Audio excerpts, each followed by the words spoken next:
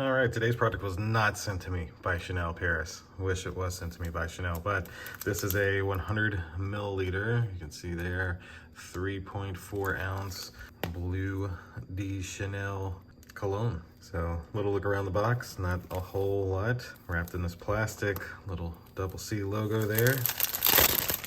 All right, nice. Never opened such nice cologne. Oh, look at that, there's like a box in a box. What? That's fancy. All right. Oh wow, that's nice. Okay. Well, that's it for in the box. And that's what it looks like. It actually has, you can kind of maybe see, there's like a blue tint through it.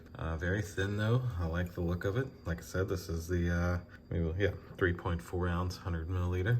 And take off this. There's your little spray. I can say, have no idea what this smells like. So let me give myself a little spray here.